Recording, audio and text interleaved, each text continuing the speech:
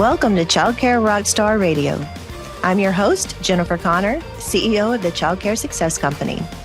Childcare leaders around the globe are breaking through challenges, raising the standard of excellence, and building businesses that impact children, families, and communities in powerful new ways. On this show, we spotlight bold leadership, real strategies, and the innovators shaping the future of all early childhood education. All so you can grow stronger, lead with confidence, and step fully into your role as a childcare rock star. Let's begin. Hey, welcome to Childcare Rockstar Radio. I'm your host, Jen Connor, CEO of the Childcare Success Company. And before we jump into today's episode, I want to say this. Most childcare owners don't think about crisis management until there already is one. And usually by that point, emotions are already high, information is moving super fast, and every decision you make matters. Because in today's world, and especially with social media and online reviews and just how quickly information spreads, your reputation can shift overnight in some cases. And what most owners don't realize is your brand isn't just about your logo. It's not just about your website. It's more of how you communicate. It's definitely how you respond.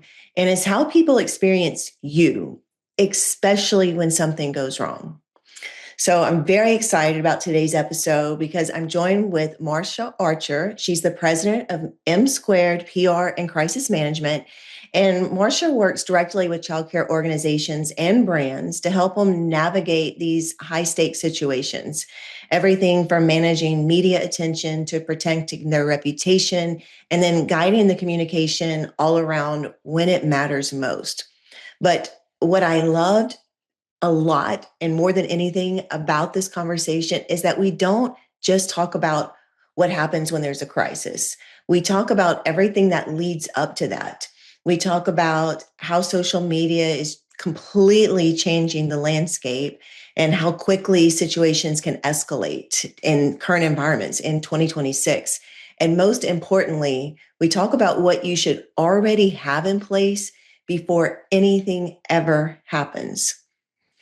Because as you're going to hear in this episode, it's not a matter of if something happens in your business. It's a matter of when and how prepared you are when that does happen.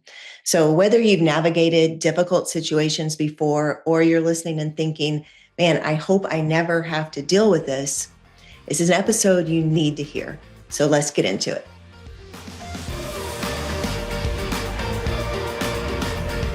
All right, welcome back to Childcare Rockstar Radio. I'm your host, Jen Connor, and I am so excited to welcome Marsha to our podcast. Marsha, welcome. How are you today? I'm great, and I'm delighted to be here with you today, Jennifer. This is going to be exciting, and I'm just elated to really educate and bring some insight to all of your viewers. I think this episode is going to be fantastic because we're going to cover what most childcare owners that are listening hope never happens. Right. However, knowing what to do when you have a crisis, knowing how to act beforehand, and even rolling all that back to how they're setting up their brand and how they're protecting their reputation and how all that goes together. It's going to be something every listener either can relate to because it's happened before, or they can go, okay, I need to put things in place now so I don't end up there. Yeah. I always say it's not a matter of if, it's a matter of when, right? Because it's bound to happen. And you just want to make sure you're prepared because it does shake you. It shakes you a lot and it takes you off of your day to day. So yeah, let's get into it. Yeah. So let's get into it. So if we say crisis in childcare, how would you define that? Like if I'm having a crisis in childcare, what are some examples of what that could be? Yeah, I always say a crisis has levels, right? It's 1 through 4. And so typically that is a matter of, did you prepare? And if you prepared, do you have access to your crisis manual? Your crisis is going to start and if it throws you off your 9 to 5, whatever your day-to-day typically looks like, there is some level of a crisis that has interfered. So do you think, and we talked a lot about in previous podcasts and just even within our academy, we're talking about how 2026 feels different. And that is, it's not necessarily that there's new problems or new things. It's because our industry always goes up and down, but we always experience it new and fresh. So are you seeing anything like emerging in 2026 that feels different than things that's been in the past? I am seeing a lot of things that are different. The number one driver of what's really interrupting the day to day and creating crisis is social media, right? And not just social media as we see it, but how social media has grown. One of the things that I'm seeing a lot is you're seeing these people that are becoming self predicated police officers, and they're setting themselves up as, police officers, and they're watching and monitoring websites. They're creating sites that look like a site where you can date a teen. And so a lot of the people that they are then apprehending and going into Targets and all these different shopping centers and malls where people typically will go to meet their victim, there's no better word for it, right? They're just regular people, but they're working in coordination with police to really set up and trap these people that are up to no good. And so a lot of times they're putting this on social media. That is their driver, because they're trying to expose these people and put a face to these predators. And they're working in coordination with police. And a lot of times these people are teachers. 95% of the people that they apprehend are teachers. And they're making a point that these are the people that are around your children, that after they walk out the doors of a school are going to these places to meet teens to have sex.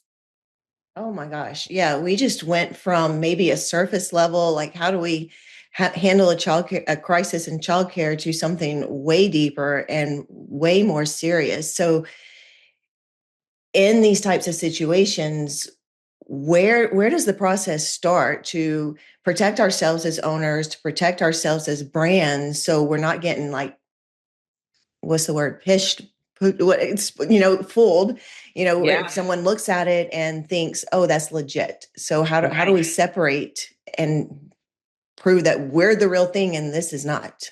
Yeah. I mean, it really comes down to creating a crisis manual and being ready to react, as opposed to scrambling when something happens and throws you off your A game. So having a crisis manual and knowing what's step one, what do we need to do? Do we need to protect our social media and pull, anything that we probably had planned down? Because if you're in the middle of a crisis, the last thing you want to do is, hey, open enrollment, we have, spots available. That's not what someone needs to see when, in the background, they're reading about a teacher who was just arrested at your school for child abuse. So it's really about being prepared and knowing what to do when a crisis hits.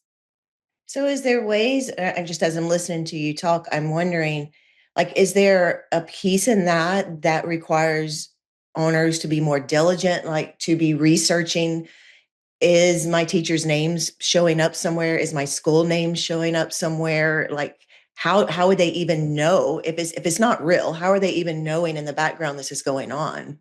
Yeah, a lot of times they're being tagged. A lot of times, what typically first happens is they notice all of a sudden there's an uptick in Google reviews, and they're blatantly horrible. They're coming from people and names that they've never heard or seen or recognized. Because what happens is a lot of times when these things go viral, whether it's your school or not, it attacks your social media, right? You start seeing comments on a post, you start seeing negative Google reviews, all of which can be managed. But the key is to manage where it's coming from, not just the symptoms or the backlash of what's happening. So it's really important to be prepared. It's really important to know how to activate your social media, how to deactivate your social media, how to get things up quickly, and most importantly, how to communicate with your stakeholders, right? If something is happening, how do you communicate with your parents, families, teachers, and everyone else? And you've got to be able to do that at a rapid pace. So trying to scramble and trying to figure out where your mailing list is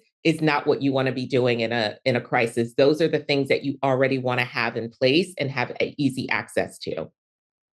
So let's do an example, practical 10 steps or however many steps it is. I'm going to be a pretend client of yours. Okay, I'm a childcare owner, and what would be a sample process, a sample steps that I need to be looking at, perhaps like daily or weekly? What do I need to be staying aware of? And then what would be some examples of the steps you just said? Like if I had to put them in order of here's my Right. preparedness plan in case Yeah. something crazy explodes on social media, and especially if it's not true.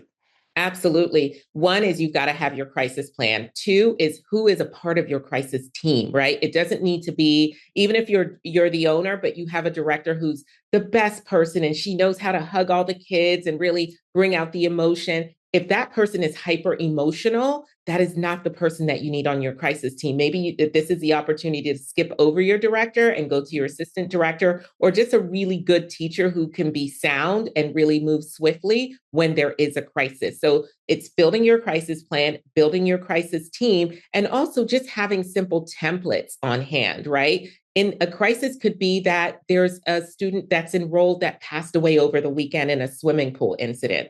How do you handle that? What is the message that you put out there? Those are simple things that you can have in your crisis manual in the event that a teacher passes away, a student passes away. How do you address that? And what goes into that memo? Those are things that you can really just have on standby. And I also say, if that does happen, right, those unfortunate incidents of someone passing away that was a part of your team, what are you going to do to honor them? Right? Because whatever you do for person one, you need to do for person 8, 9, and 10 because people are paying attention. You can't run inconsistencies because then you run into another crisis where parents are now going into their Facebook groups and their family groups and their parent groups and they're saying, this is what happened at a school. But my best friend, when her son passed away, they did this. And then they turned around and did this for another student.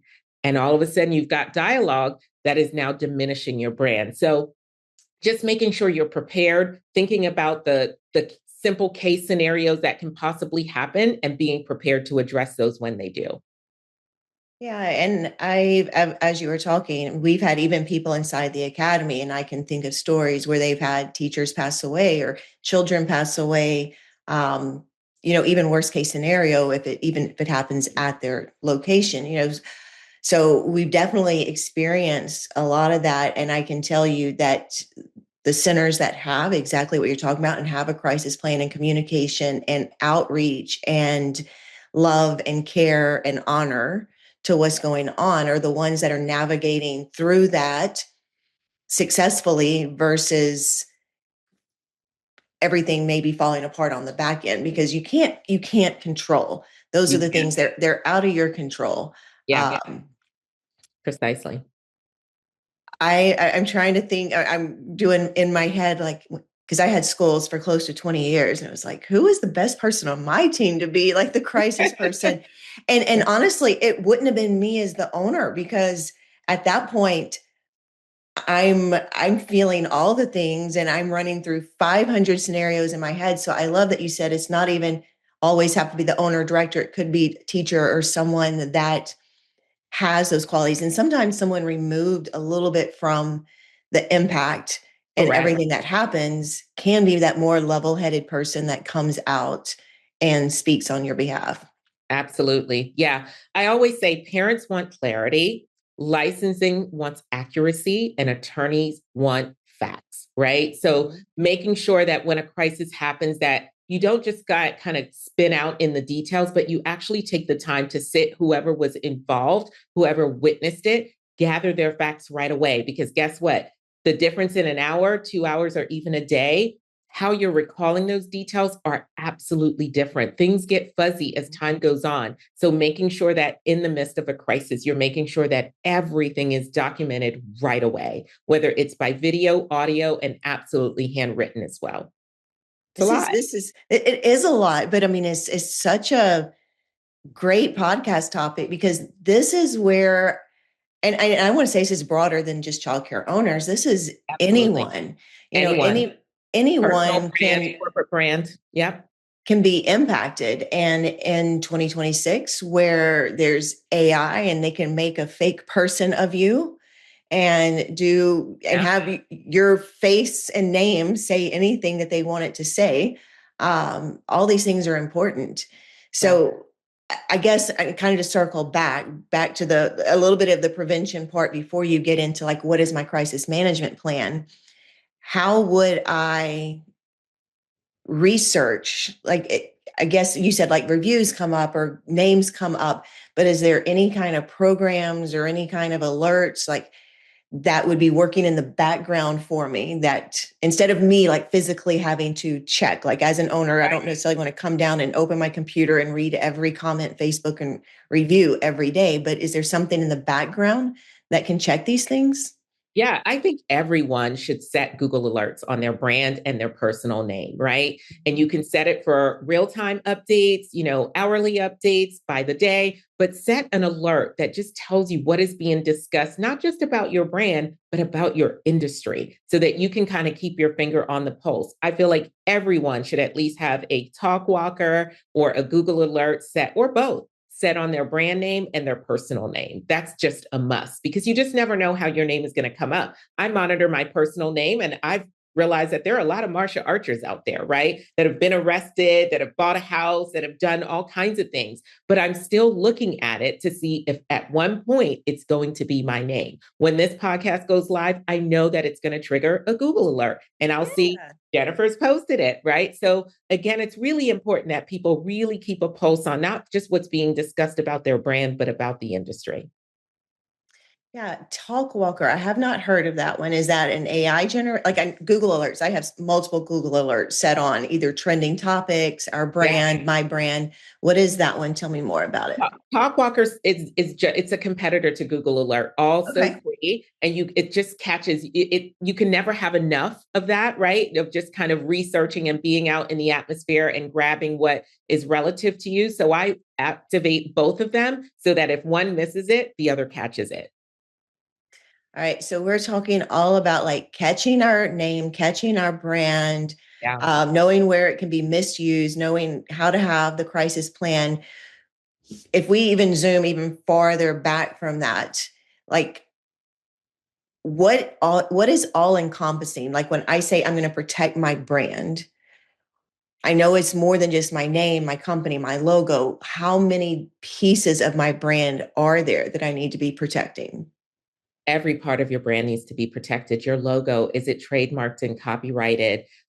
Your social media is out there as well. How are you monitoring that? Are you responding to DMs? You have a lot of people that feel like I have to be on social media, but they're not really managing social media. So your most important messages, even down to a potential client that may want to enroll with you, could be sitting in your DMs, right? People don't really love always picking up the phone or sending an email. They will go through your social media. So that's a part of your brand, and it can be a part of your brand reputation, because if someone's tried to reach out to you to set up an appointment to tour your facility and it sat there for 3-4 days, guess what? In their mind, you're not responsible. You're not responsive. You really don't care. And so that begins to build a part of your brand reputation as well. So everything that is attached to your name completes your entire brand reputation.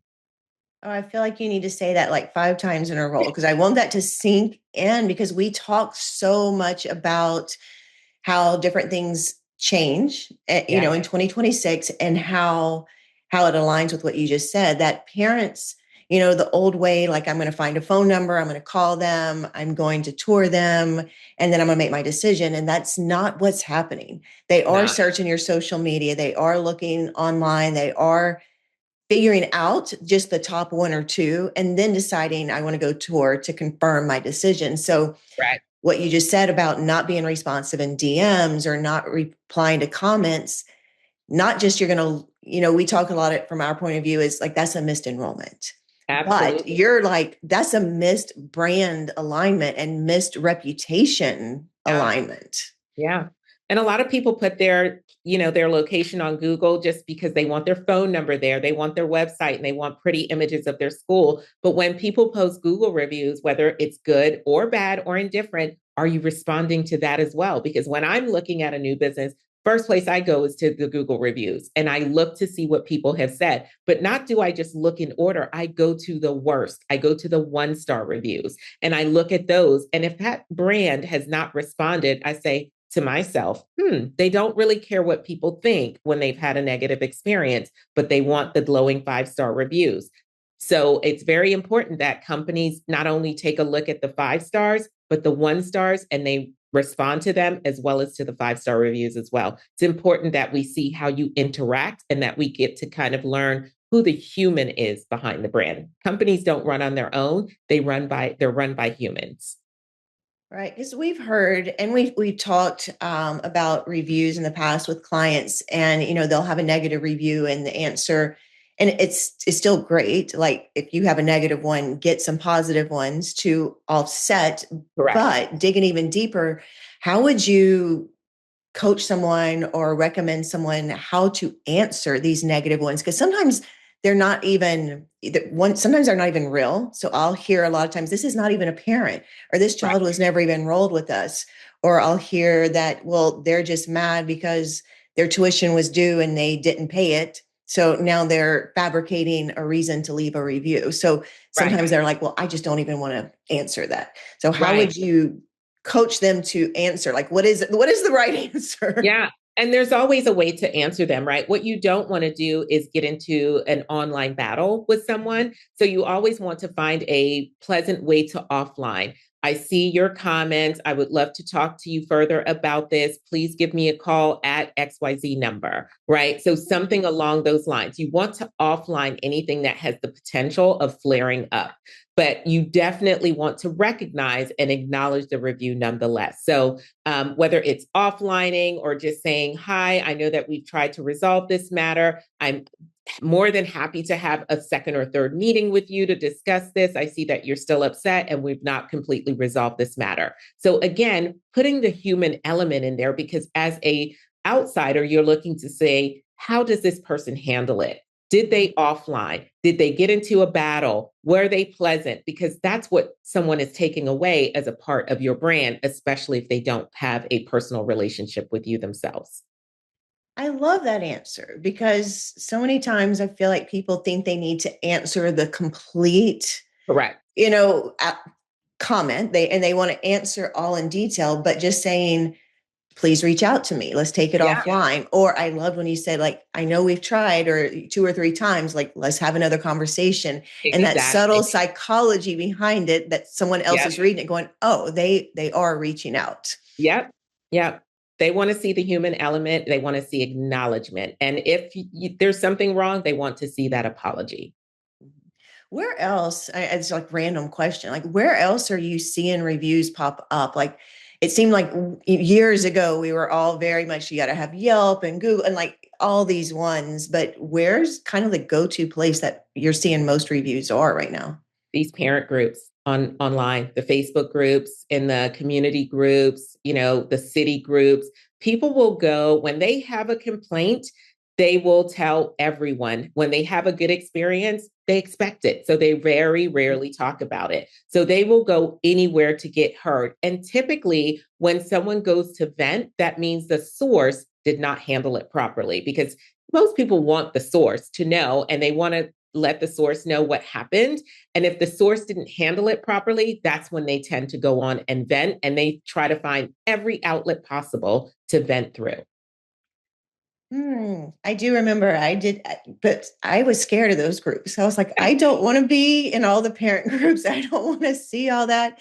Yeah. Um, and I guess, would you recommend maybe having at least someone on your team that says, like, you need to get invitations, you need to, because most of those are invite only, or they have to be They're accepted. invite, or some of them are wide open and you just have to click that join button and you're automatically in. But yes, you absolutely, from a team perspective, need to have someone on your team that is handling and monitoring social media and is a part of those groups, just to kind of be a listening ear, right? Some of the tools that we talked about, TalkWalk or Google Alerts, they will be able to listen for you. AI has some great listening tools so that it can listen for your brand or your industry, but you want to make sure that there is a human within your organization that is also ready to not just listen, but also to activate and respond to those comments. I love that. Okay, so let's pull out of crisis and how we're doing things and responding. Yeah. Let's pull into like the front facing. So before I even get to a crisis or a bad review or a bad comment on Facebook, what are some really strong things that I can put into place to build up my reputation online? So I have more positive, more good that's going to outweigh anything else that pops up? What are good practices for that? Yeah, I always say your best advertisement is going to be word of mouth. So, are you activating social media, not just with flyers and things of, children in a classroom having a great time? Are you interviewing your parents? Are you highlighting your teachers? Right. I've worked with clients in the past that have had a teacher who, instead of just sitting in a chair and teaching toddlers the alphabet, they decided to dance to it, right? And these kids were learning the alphabet through dance and through music. This teacher went super viral. And guess what it did for this brand? It made it a household name. And all of a sudden, people were like, we need more teachers like this. And it was all pointing back to this one brand. And that went viral, not just on social media, but TV stations picked it up, media outlets picked it up. So there's so much that you can do to highlight your brand. And sometimes the very things that you just walk down the hall and kind of bat an eye at are the things that will really create great content for you. So I think a lot of people miss the opportunity to highlight their staff, to highlight some of the things that they're doing within the walls of the classroom. Like I've come across a teacher before who was teaching her kids in French because that's where she came. She was, a citizen of France.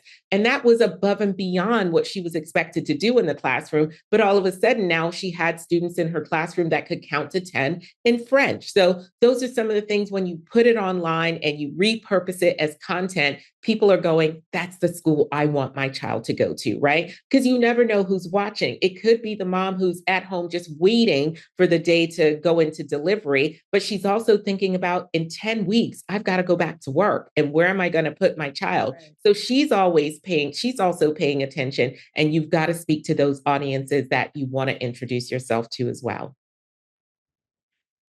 I think one of the most valuable things, even with myself and social media, that I had to sit with is authenticity, right? It has to be authentically who I am and who, if I'm doing it either was for my childcare center or for childcare success, because when it's not authentic, I feel like you can feel that, you can see it, it just comes across. And I guess I was always concerned that if I showed up on social media one way and in real life another way, then there's a mixed match of who's Jennifer Connor. Right. And so I would much rather be just, across the line who I am, who you are. Yeah. faults and all, or no makeup on social, whatever it is. Because Right. I don't want to try to put something online that's not going to live up to the reputation of in real life. So Exactly. I love the idea of just walking through your schools and having that different viewpoint of what really makes this classroom special. Because I want to say maybe sometimes we get numb to it. Like it just becomes business as usual. Yeah. So it's our normal expectations that they're counting in French. Yeah. And we don't know any different. Exactly. But even for you, Jennifer, like, the GRWMs, right? We see those all the time on social media, the get ready with me. Whether it's you just getting up in the morning, not doing your makeup, but making your coffee and getting your stuff together, walking out the door and greeting the first student that walks through your doors at a school, that is great content, right? And it doesn't push you to operate outside of who you really are. So I always tell people it's okay to be authentic because when you're doing things just for the follows, the likes, or just to be engaged on social media, people see through that, right? They see through the inconsistencies. But, just tapping into who you truly are is all people really want to see. And it makes for wonderful content. Well, and yes, content. But we will tell you all the time, like childcare businesses, yes, we're in the childcare business, but what you're really in is the trust business. Absolutely. And so if we're not building up trust, then I'm not sure what we're doing. At the end of the day, people are bringing their most precious prized possession, their child to you. Yeah. So yes, we're 100% in the trust business. Yeah. All right. Anything else? Because I want to come back to crisis, but any other pieces of just gold or recommendations for people that are trying to build their brand, stand out more, and increase that just awareness and trust factor? Yeah, I think, the key word, you just hit it, trust, right? And I think trust begins with how you communicate. and how people see you communicating. So, for example, if there is say, a stop work order on an entire street that leads to your school and it's roped off by the local fire department, you may look out the window and say, it's not pickup time for another 5 hours. But what about that one or two parents that may be coming early to pick their child up for a dentist appointment or a doctor appointment? So communicating to all of your parents that, hey, the road that leads to our school is completely blocked off. We don't really know how long this is going to last. As soon as we have an update, we'll notify all parents.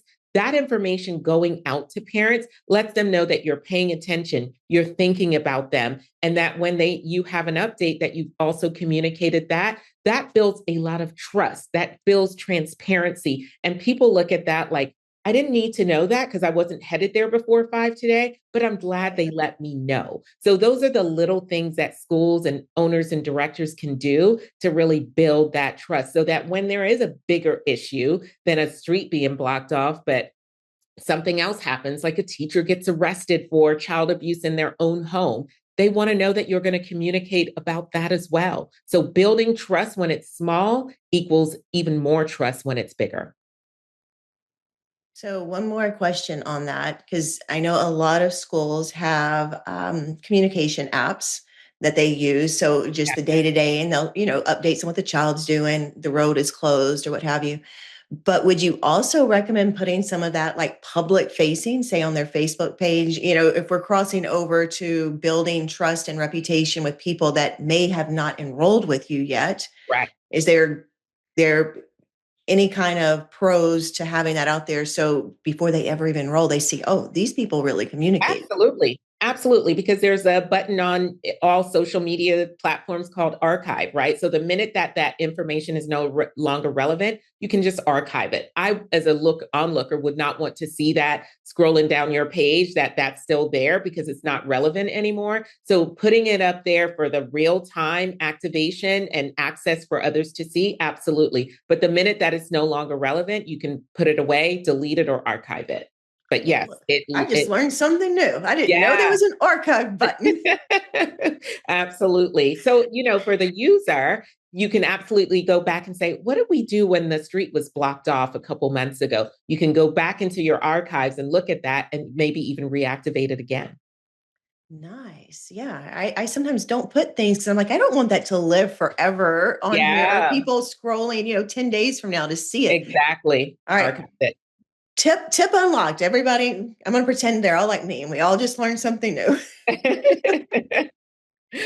Okay, so let's pull out a brand because I want to get, before we wrap up or finish today, I want to get kind of tactical in what exactly is a crisis plan. So we talked about have one, have a team, but, and we can use an example. Say a child got out of the playground and was down the street, which can be a crisis because now I got to contact licensing and the parents and everything. So what are the steps? A crisis happens. What needs to go in my crisis plan? Like as detailed as we can come up with for that situation. Yeah, absolutely. So a lot of things that I see owners and directors miss is that sometimes the crisis is going to happen at 4:30 p.m. and you're just an hour and a half from closing, right? But if that crisis happens, do you have access to your voicemail remotely? Because if the fire department's trying to reach you, media, are you going to miss all of that? And then all of a sudden on the evening news, it says we tried to reach out to XYZ school and we got no comment. That's the last thing you want, is that no comment factor, because what does that equal? That equals lack of accountability. You don't care. You weren't responsive. You weren't concerned. So you want to make sure that you have all of your vendors listed in your crisis plan so that in the event you've got to call the electric department, the utility department, all of those numbers need to be readily available. You don't have time to be Googling that right in the middle of a crisis. You also want to make sure that you've got the list of who your crisis spokespersons are going to be. You have all of the names of the media outlets and phone numbers in the event that you need to call them back. You want to have templates like the one that we talked about earlier in the case that a teacher or a student passes away. So there's a lot of things and tools that need to go into this crisis plan that make it readily available for you to access it. And it should be something that's not just hard copy, but is also electronic, because the crisis could happen after hours, right? What if your school catches on fire? Do you know who to call? Do you have to run to the school that's on fire to get your crisis manual? It should also be something that lives digitally on a platform like Dropbox or in the cloud so that you can pull it when you need to access it. But it needs to be tucked in with information. You need to be able to access your database to parents and families right away. You need to know who your licensing person is and their phone number so that you can report it. I've seen a lot of issues become a bigger crisis because it was not reported. And that is the number one thing that has to happen. I've seen schools get closed down permanently. I've seen owners and directors go to jail. I've seen owners and directors get, fined and lose their license to operate in a facility. So again, there's a lot of things that are at play that need to be taken seriously. And it all dials back to having a really solid crisis plan. Yeah, I was going to ask you, and you may have just answered it because I was going to ask, is every crisis manageable, or do you find that there's sometimes like a point of no return? Because if I'm getting my center shut down or being sent to, having facing other consequences, that's not the desirable outcome. Correct. So in your point of view, if you act early enough and you follow, your crisis plan and you do all the things, do you feel like most or the majority of crises can be avoided if you're prepared? Absolutely. If you're prepared and you respond accordingly and timely, right? Every second counts. I always say it's not like the TV show, The First 48. In this capacity, it's more like the first 8, right? Every minute of those first 8 hours really matter. And what you do in that time really matters. So have you contacted licensing, or are you now being reactive because a parent felt disgruntled about how their child was treated? They called licensing. If they beat you to the punch, you're already behind the 8 ball, right? Because the first thing you should have done as an operator is, or teacher who was exposed to it, is to report it to licensing so that that person has a heads up versus now they're going, well, yeah, I've already had a parent reach out to me. Now it's the contrary. And now licensing is looking at you sideways because they got the information from another source first. So yeah, it's really critical that you really understand not just crisis in your crisis playbook, but just the standard protocol of reporting, self-reporting. A lot of people think, oh, if I self-report, I'm going to be in trouble. This is going to be an act against me. No, the outcome of not reporting is way greater than reporting. Yeah, I think the idea of self-reporting from a childcare owner can be very scary, right? Because internally it feels like we've done something wrong or we didn't act in the right way. So a lot of us, we're problem solvers. We're like, I'm just going to solve the problem Correct. and then move forward. And so Right. that idea of self-reporting can make people nervous or anxious or fearful. And I love how you said, like, it's just getting ahead. It's getting ahead. The last thing you want is someone to not feel like they had the right resolution and then call licensing ahead of you. And even to that, I would say honesty, right? And transparency are the most important things. But what would you say to those owners that are still like, okay, but I'm still scared to self-report? Right. Yeah. I would say, look at the news and just see some of these negative things that have happened. But, when you have reported, you build a reputation with your licensing person that lets them know who you are. It's the people that licensing has to reach out to say, hey, I got a report about this, that makes the relationship more tumultuous. But having a licensing person that you build a rapport with and you say, hey, heads up, I just want to give you a heads up that this happened. I'm not sure if it's going to be a thing. I just want you to have it as an FYI. That person will then say, you know what, go ahead and fill out all of the self-reporting information online. and I'll take a look at it. But building that relationship with them really does a lot more good than it does bad when it comes to having to report, because then you've got a person that you can bounce it off of and they'll say, you know what, don't worry about it. Thanks for the heads up. I'll keep you posted if I hear anything on my end, versus you just kind of trying to go about your day as if nothing ever happened, right? That's not ever going to work. And then I also think for owners and directors, when something does happen and it becomes something that you've reported and it becomes a thing, use that as a teachable moment within your school, right? Use it as an opportunity to say, okay, let's all regroup as a staff and just look at this incident and talk about how this could have been avoided, right? Because what happens is when you do report and it becomes a thing, your teachers and your staff, they become nervous. They become going, like, oh my God, I don't know what to do because that could have been me. Yes, it could have, but at the same time, let's just make sure it won't be, because we're going to make this a teachable moment and we're all going to regroup and talk about what was done right and what was done wrong. I love that because that increases the confidence of your staff, Absolutely. because you don't want also them knowing it happened and not telling you as the owner or director either. So it increases their confidence. It increases yours when you build that relationship. And then it's that documentation, whether you need it or not, whether anything ever happens to it or not, you have that filed. Exactly. I do want to ask or say or highlight here that you don't always have to do this by yourself. So, Marsha, like, at what point, if childcare owners are like, okay, I don't know if I have the skill set or the confidence to pull this off by myself, at what point would you recommend them, like, this is when you need to reach out for help? This is when you need to reach out and pull someone in that's on your side to help manage situations. What would you say is kind of the best piece in there, best time in there to do that? Yeah, I feel like when the crisis has escalated or you feel like you're spinning in motion and not getting anything done, you've got media, you've got social media out of control, you've got a media person who's maybe reached out for comment, or they're outside filming your school from across the street because they already know that they can't walk in your building, but they will try. When all of that starts to kind of get to a head, or you feel like you just are not making any advancements, it's really time to call, because when I step in, I'm taking everything under control. And I only want 2 or 3 people max from that school's team to work with me and tell me what's happened. When you get above that number, it becomes confusion and it becomes slowed down progress, right?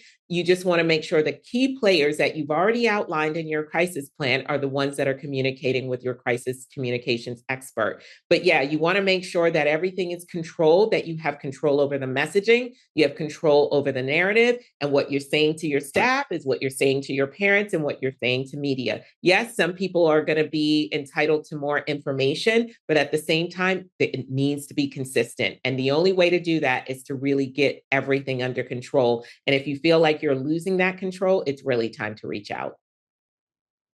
Yes, I think having someone like you step in and just be able to pull all that into one piece, and not necessarily off the owner's plate, but it's a calming factor when everything else feels very chaotic.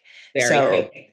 I love that that's when you step in, and I'll put in the comments, I'm going to add all your contact just so they have it in Yeah. case And I am anybody. 24/7. You may have heard the phone ringing in the background. It never stops because there's always a crisis somewhere, right? It's just varying levels of a crisis, but there's always one somewhere. Well, I'm definitely going to add all that, because if you're listening and if you've been through a crisis, you're going to immediately be like, man, I wish I'd have had someone like Marsha. Or if you're listening and even like, I hope that never happens. Now is the time. Start building out your plan. I'll put her contact, but having that extra person on your team that can come in as an unbiased Yeah. person that can come in, give you advice, give you the correct advice, and just be that sounding board so you have peace of mind you're doing things correctly. Because I think Yeah. that's also for things that don't happen all the time. We're always questioning ourselves, like, was that right? Was that the, Exactly. the, the right next move? Was that even the right word I was supposed to say? Is someone going to take my words and turn them around to something I didn't mean?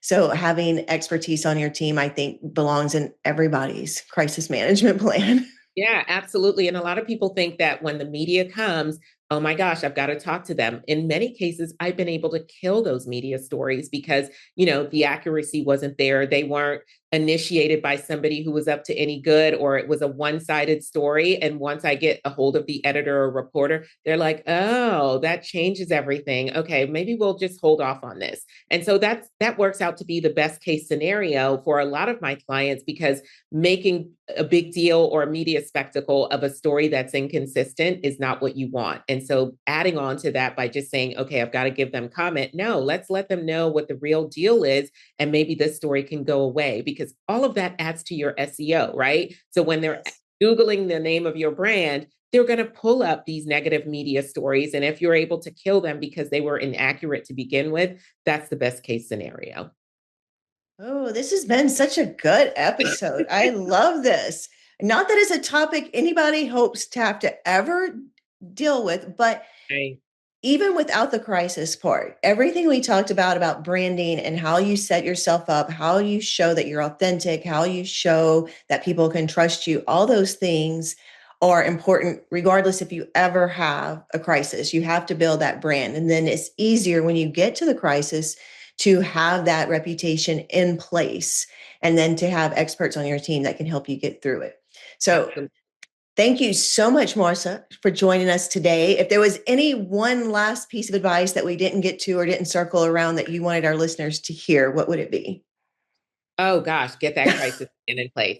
I've said it a number of times, but a lot of people think they don't need one until they need one. It's better to have one before you need it.